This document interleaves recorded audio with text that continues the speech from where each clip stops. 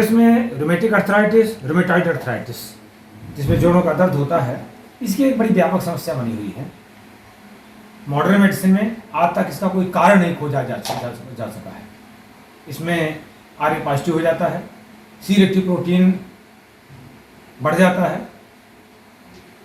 आज भी चिकित्सा वैज्ञानिक कहते हैं कि इस रोग का कारण क्या है, आज तक हम खोज नहीं पाए हैं। जब आज तक कारण नहीं खोजा जा सका, कहते हैं ना कि कारण नहीं खोज पाए हम, जब रोग का कारण नहीं खोज पाए तो इलाज क्या होगा। तो उसमें क्या है, सिम्टोमेटिक ट्रीटमेंट देते हैं, लक्षण के अनुसार चिकित्सा देते हैं। लेकिन आयुर्वेद में अनादिकाल से इस रोग की अच्छी चिकित्सा होती आई है। हमारे ऋषियों मुनियों की चरक, सुश्रुत, वाग्भट, धन्वंतरी के सिद्धांत, सूत्र इस रोग की चिकित्सा में अच्छा मार्गदर्शन करते हैं और उनके सूत्रों के अनुसार चिकित्सा करने से रोगी लाभान्वित होते हैं।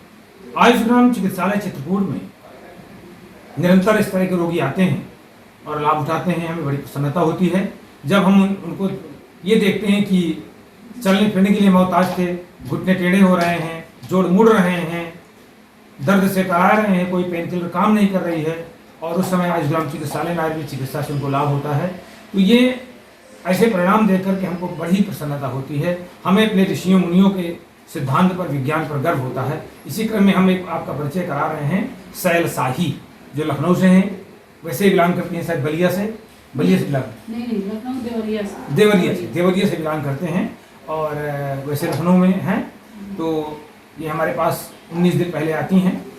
अभी बहुत ज़्यादा उम्र नहीं है कि 43 साल उम्र है और इनकी उंगलियां जो है पूरी टेढ़ी हो चुकी थी, चलने फिरने के लिए परेशान थी। नीचे एंकल जॉइंट में, जिसको हम गुल्फ संधि कहते हैं, वहाँ बहुत दर्द होता था, भूख नहीं लगती थी, हल्का बुखार बना रहता था और पीड़ा से करा रही थी। उनको हमने यहाँ आवासीय चिकित्सा की सलाह दिया। इसके बाद हमने चिकित्सा शुरू किया। आवासीय चिकित्सा में उनको नीरुबस्तियाँ,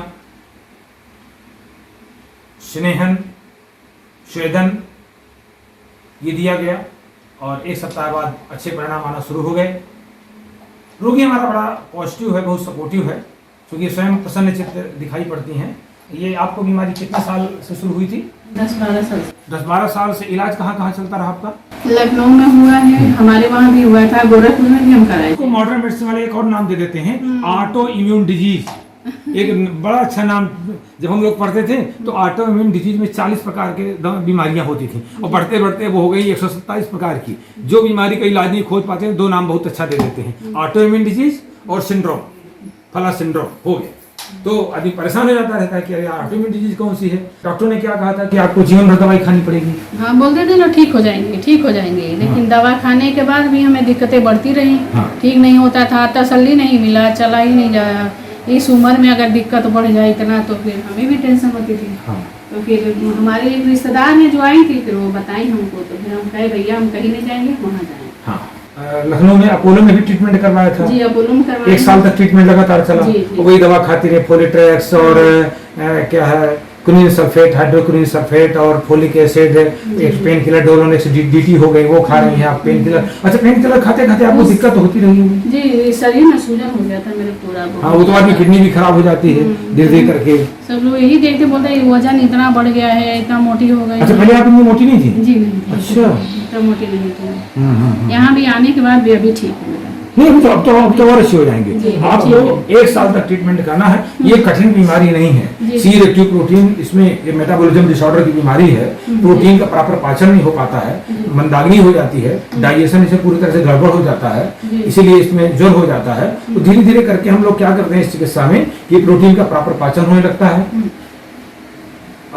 इसकी चिकित्सा हम लोग पेट से ही शुरू करते हैं कि पेट की अग्नि ठीक हो जाए, पाचन ठीक हो जाए, धीरे धीरे करके ज्वर चला जाता है। अच्छा, यहाँ आने के बाद आपको कोई अंग्रेजी दवाई तो नहीं दी गई? नहीं, बल्कि जो अंग्रेजी दवाई खाती थी उनको बंद कराया गया, बंद ही कराया गया और उसके बाद भी दर्द नहीं हुआ ज्यादा।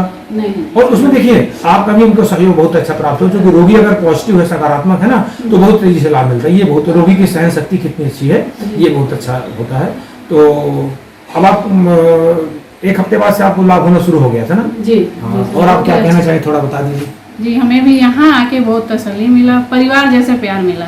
सब लोग बहुत अच्छे हैं यहाँ पे सर। आयुष्ग्राम चिकित्सालय जी, चित्रकूट में लगा ही नहीं कि अपने घर से हम इतने दिन दूर हैं। हाँ, हमारे यहाँ के जो स्टाफ है, जी, नर्सेज हैं, डॉक्टर हाँ, हैं, सब लोग बहुत ही अच्छे हाँ, हैं। यहाँ के बड़े डॉक्टर साहब लोग डांटते बहुत हैं। हाँ। डांटते तो हैं, आपको मछली खाने के लिए मना कर दिया, देखिए डॉक्टर ने कह रखा मछली खाइए है। हाँ, मछली खाइए, सब चीजें खाइए, खाने के बाद भी बढ़ता अब रहता है तो बताइए, क्या। देखिए ये नहीं विचार कर रहे हैं कि इस रोग में सादा अनाज तो पचता नहीं है, जी सादा दाल चावल रोटी तो पचती नहीं है इसमें, हैं? बताइए मछली कौन पचा पाएगा, एक विचार। दूसरा विचार बताइए, C-reactive प्रोटीन है, प्रोटीन ऑलरेडी वो विकृत हो जाता है, अब बताइए और कह रहे हैं मांस खाइए, कैसे पचेगा और कैसे। अरे भाई ओमेगा 3 से काम चल जाएगा क्या, कि विटामिन ए से काम चल जाएगा, इतना देख करके आप मछली खिला देंगे क्या किसी को, और फिर दूसरे जीव खा के कौन व्यक्ति सुखी हो सकता है। ये आयुर्वेद का सिद्धांत नहीं है। चलिए, और आपके परिवार में सब लोग ठीक हैं, हमारी शुभकामनाएं सहेल जी, खूब आप प्रसन्न रहें, सुखी रहें, और आपका भी हमें स्वभाव बहुत अच्छा लगा, खूब आयुर्वेद का प्रचार प्रसार करें।